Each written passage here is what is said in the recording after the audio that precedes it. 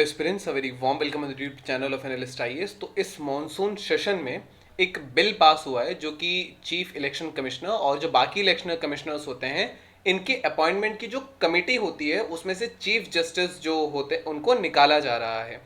And इसमें कौन कौन लोग आएंगे, देन इसके बारे में क्या क्या चीज़ें हैं, क्या क्रिटिसिज्म है, गवर्नमेंट का क्या डिफेंस है इस चीज़ को लेकर के। उसके बाद हम देखेंगे इलेक्शन कमीशन ऑफ इंडिया क्या है, कुछ अपॉइंटमेंट एंड टेन्योर्स कैसे होता है, कॉन्स्टिट्यूशन में क्या दे रखा है। Then we'll be discussing our today's prelims and the mains practice questions. So we'll start with Vine News. So recently government ने राज्यसभा में बिल इंट्रोड्यूस किया है और इसका जो बेसिकली एम है वो जो चीफ इलेक्शन कमिश्नर हैं और जो इलेक्शन कमिश्नर्स हैं इनका जो अपॉइंटिंग का प्रोसेस है इसको अल्टर करना है। Bill chief justice of India को इस पैनल से रिमूव कर देगा जो कि इनको सिलेक्ट करता है।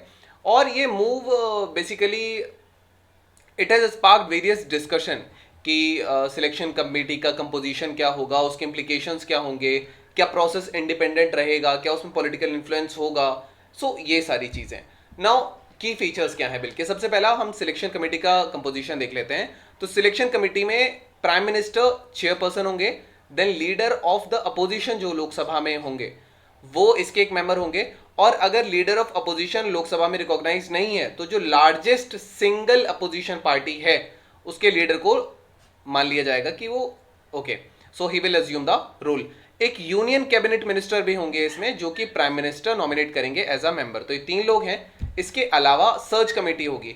बिल एक सर्च कमेटी एस्टैब्लिश करने को कहता है जिसमें 5 लोगों का पैनल होगा, और ये जो ये पोजीशंस हैं चीफ इलेक्शन कमिश्नर और इलेक्शन कमिश्नर्स की, इनकी पोजीशन का जो कंसिडरेशन होगा वो यही 5 लोग करेंगे। जो सर्च कमेटी है इसको हेड करेंगे कैबिनेट सेक्रेटरी जिनको पीएम अपॉइंट कर रहे थे, और 2 मेंबर और होंगे जो कि सेक्रेटरी की रैंक से नीचे के नहीं होंगे, जिनके पास नॉलेज हो, एक्सपीरियंस हो इलेक्शन से रिलेटेड मैटर्स के बारे में। नाउ एक चीज और कि जो इनका अपॉइंटमेंट है इसको इनवैलिडेट नहीं किया जाएगा अगर जो सर्च कमेटी जो सिलेक्शन कमेटी है इसके कॉन्स्टिट्यूशन में कोई वैकेंसी है या कोई डिफेक्ट है, लेकिन जो अपॉइंटमेंट होगा वो वैलिड होगा। Now repealing the previous act, जो पहले की एक्ट है इलेक्शन कमीशन एक्ट 1991 की जो एक्ट है इसको रिपील कर लिया जाएगा, और जो बिजनेस जो इलेक्शन कमीशन का होगा, ये जो नई एक्ट आ रही है एक बार ये पास हो जाएगी तो ये इससे गवर्न किया जाएगा। 1991 की जो एक्ट है ये प्रोवाइड कराती है कि जो सैलरी है इलेक्शन कमिश्नर्स की ये इक्वल होगी जो जज हैं सुप्रीम कोर्ट के उनके बराबर। लेकिन ये जो बिल है ये सैलरी अलाउंस, इनकी सर्विस कंडीशन जो भी हैं इनको बेसिकली सेम कर देगा जैसी एक कैबिनेट सेक्रेटरी की होती है। तो यहाँ ये चीज़ नोट करने की है। तो पहले वो जज ऑफ सुप्रीम कोर्ट के बराबर था, now it's around the cabinet secretary. Now unanimity and majority decision, basically सबके सहमति के साथ डिसीजन लिया जाएगा जब भी पॉसिबल होगा, और अगर अब ओपिनियन में डिफरेंस आ रहा है तो फिर मेजॉरिटी का व्यू प्रिवेल करेगा। 3 लोगों में से 2 की अगर मेजॉरिटी होगी तो it would prevail. Now government का स्टैंड क्या है। गवर्नमेंट ने जस्टिफाई किया है कि ये और ज्यादा ट्रांसपेरेंसी लेकर आएगा, अकाउंटेबिलिटी लाएगा जो इलेक्शन कमीशन ऑफ इंडिया है इसके अपॉइंटमेंट प्रोसेस में, जो कि फ्री फेयर इलेक्शंस कराता है कंट्री में।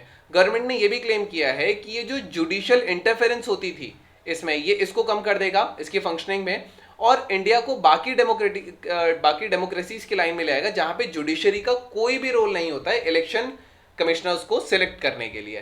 क्रिटिसिज्म क्या है, बहुत सारे एक्सपर्ट्स या अपोजिशन पार्टी ने इस बिल को क्रिटिसाइज किया है और ये कहा है कि ये जो ऑटोनॉमी है इलेक्शन कमीशन ऑफ इंडिया की, जो इसकी इंडिपेंडेंस है, जो कि ये कॉन्स्टिट्यूशन बॉडी है, इसको कम करता है, इसको अंडरमाइन करता है। इन्होंने ये भी आर्ग्यू किया है कि चीफ जस्टिस ऑफ इंडिया को अगर हम सिलेक्शन पैनल से रिमूव कर देंगे तो ज्यादा पॉलिटिकल इन्फ्लुएंस होगी, मैनिपुलेशन होगा, राइट, इससे पब्लिक ट्रस्ट इरोड हो जाएगा इंस्टीट्यूशन में, ये क्लेम है। और ये भी पॉइंट आउट किया है कि जुडिशरी ने बहुत क्रूशियल रोल प्ले किया है इंटीग्रिटी, इंपार्शियलिटी मेंटेन करने में इलेक्शन कमीशन ऑफ इंडिया की, और जो सिस्टम कई सालों से चला आ रहा है और उसने बहुत अच्छा वर्क किया है तो उसको चेंज करने की जरूरत नहीं है। तो ये इसकी क्रिटिसिज्म है।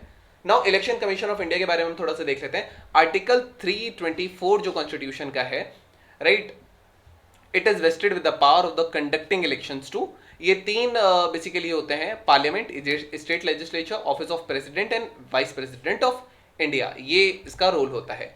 अपॉइंटमेंट एंड टेन्योर की बात करेंगे तो कॉन्स्टिट्यूशन में कोई स्पेसिफिक लेजिस्लेटिव प्रोसेस नहीं है इनके अपॉइंटमेंट को लेकर के, इसीलिए चेंज किया जा सकता है। आर्टिकल 324 का जो क्लॉज 2 है ये कहता है कि जो अपॉइंटमेंट है चीफ इलेक्शन कमीशन का और अदर कमीशंस का, ये कोई भी लॉ अगर पार्लियामेंट बनाता है तो ये उसके प्रोविजंस के हिसाब से चलेगा, लेकिन अभी ऐसा कोई लॉ पार्लियामेंट ने नहीं बनाया अब तक।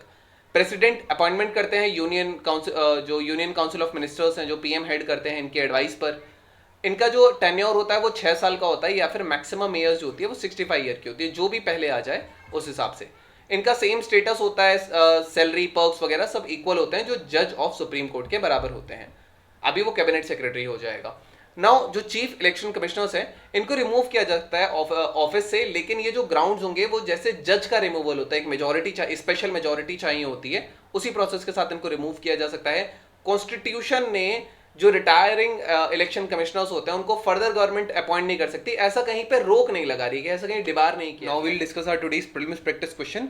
सो consider the following statements. The vice president of India is indirectly elected by both the houses of the parliament. The election commission is also concerned with elections to the panchayats and municipality in the states. The chief election commissioner and the 2 other election commissioners have equal powers and received equal salary. 10th schedule to the constitution deals with the anti-defection law. Which of the above statements are correct? So you can type the answer in the comment section, they'll let you know if it's correct or not. Now we have our mains practice question. So what is the significance of maintaining independence of the Election Commission of India, and how does it impact the democratic process? What are the challenges that can arise if the election commission's independence is compromised, and what steps can be taken to ensure its autonomy and effectiveness as a key pillar of Indian democracy?